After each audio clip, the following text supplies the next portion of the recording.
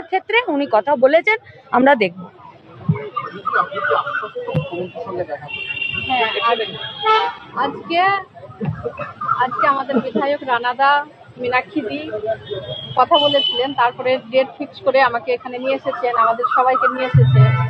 তো সিএম আশ্বস্ত করলেন, বললেন যে আমি ওনার কাছে দাবি রেখেছিলাম যে আমার যে ক্ষতিটা হয়েছে তার জন্য আমি যাদের চাই। আজকে আমাদের মাননীয় মুখ্যমন্ত্রীর কাছে আমি গত এক সপ্তাহ আগে সময় চেয়েছিলাম যে তামান্নার মা, আনিস খানের বাবা এবং হচ্ছে যে আমাদের দীপঙ্কর দেবুদাস এবং তার স্বস্তিক পুড়িয়ে মারা হয়েছিল 2018 সালে পঞ্চায়েত নির্বাচনে। ওনার ছেলে তখন ছোট ছিল। এখন হচ্ছে যে দেখতে পাচ্ছেন তামান্না, আপনারা সবাই জানেন, নদিয়ার কালীগঞ্জে নির্বাচন উত্তর পরিস্থিতিতে বিজয় মিছিলে আমাদের তামান্নাকে খুন করেছিল। আর আনিস খান, সেটাও আপনারা সবাই জানেন, সেই সময়ের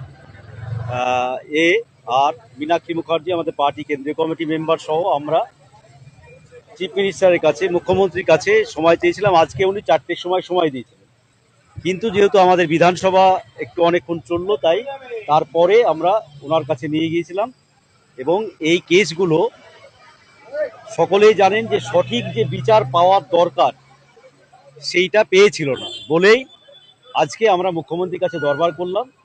উনি খুবই সহানুভূতির সাথে বিষয়টা দেখার আশ্বাস দিয়েছেন আমাদেরকে, এবং তামান্নার মার সঙ্গে আলাদাভাবে কথা বলা, আনিস খানের বাবার সঙ্গে, দীপঙ্করের সঙ্গে আলাদাভাবে কথা বলে যা বিষয় আছে, এবং আমাদের দলের নেত্রী হিসাবে মীনাক্ষী মুখার্জি আমাদের সাথে ছিলেন। তিনি এই 3টে কেসই না, গোটা রাজ্যে আরও এইরকম অসংখ্য কেস আমাদের আছে, সেই বিষয়েও আমরা হতে যে মুখ্যমন্ত্রীর কাছে আবেদন রাখলাম যাতে সেই কেসগুলো হতে যে রিওপেন করা হয় এবং যাতে আসামিরা, যারা দোষীরা, শাস্তি পায়।